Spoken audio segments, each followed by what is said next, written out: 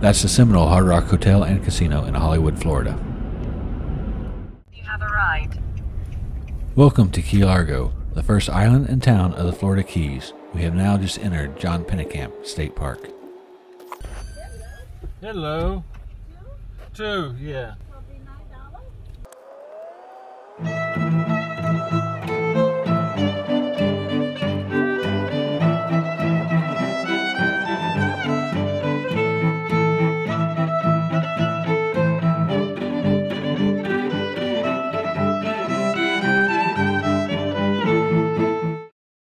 Hi all, welcome back to my channel and our kayaking adventures.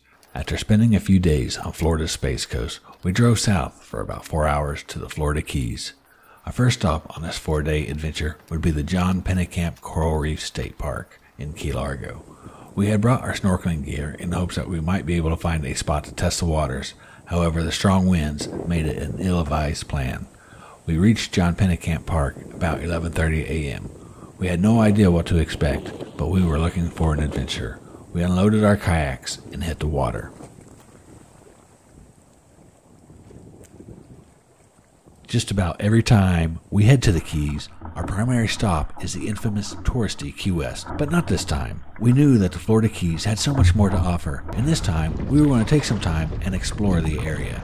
We had one disadvantage to this trip, and that was the high winds were going to be around for most of the time. Unfortunately, you can't anticipate the weather when making reservations months in advance, so we had to play the cards that we were dealt. I had never kayaked the Florida Keys before and was very excited for this trip. There were so many places I've seen while driving down US 1 that I've wanted to paddle, but there was a limited number of days that we would be here. As we paddled around John Pennekamp, we first paddled toward the Largo Sound. The wind and the waves would be against us, but the salt air made it tolerable.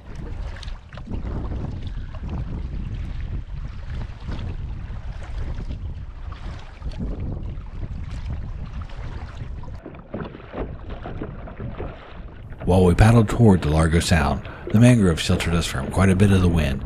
It wasn't until we hit the wind head-on that we started to feel its full force. We weren't discouraged. We were still excited about kayaking the Keys, and we paddled onward. You can see the water was starting to get a bit choppy.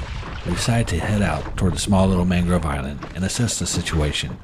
As long as we were paddling into the wind, we figured the return trip wouldn't be as bad, as the wind would be at our back.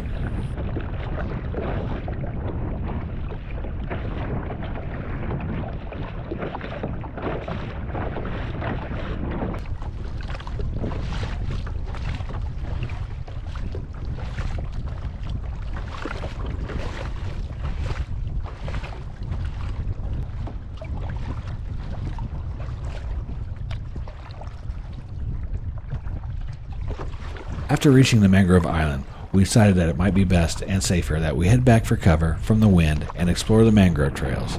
As I was on my way back, something appeared to the left of Miss Kayak 7C's kayak. I was just out of range to hear her calls.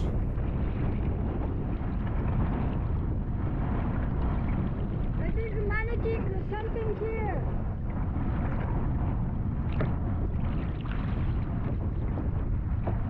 Ah, there's something here.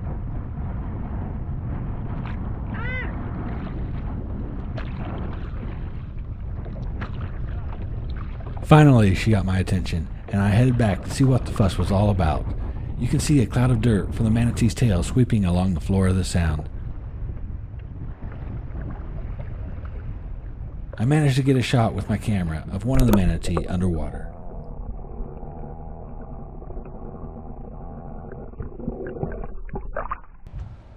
While I was preparing the camera, he went right underneath me.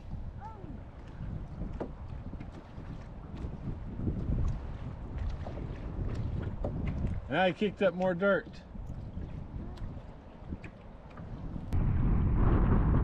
Now with the excitement of seeing some manatee, it was really difficult to have to make the decision to go back, but considering the conditions of the waves and the winds, and how difficult it was to spot the manatee, we made the choice to go back.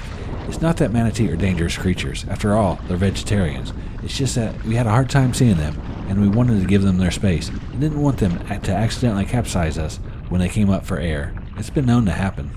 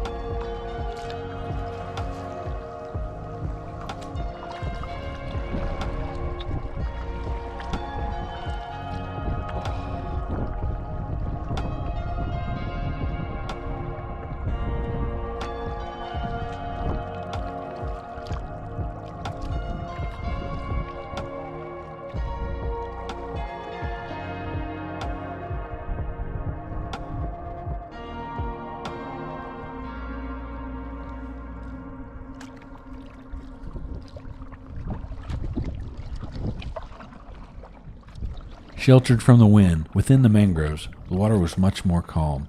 The water was fairly clear compared to some of the rivers we've been on. It was a nice, pleasant day. The temperature was 64 degrees Fahrenheit, which is about 18 degrees Celsius for my viewers outside the U.S. It was chilly for South Florida standards, but not too bad for us. We didn't see many markings to know if we were on the right path. We figured we'd continue the paddle and hope that we would make a big loop and end up where we put in. The water was much more shallow, too. It was fairly shallow where we saw the manatee earlier, so I was quite surprised that they were even there. But I had my doubts that we would even see them in this area, even though I know that they will eat the mangrove leaves. As we paddled, we would see an occasional kayaker out also enjoying the day. I don't know that many of them made their way out into the sound. I later saw a sign which said that rental kayaks were prohibited from following one of the channels that went into the sound. Good thing we own our own kayaks.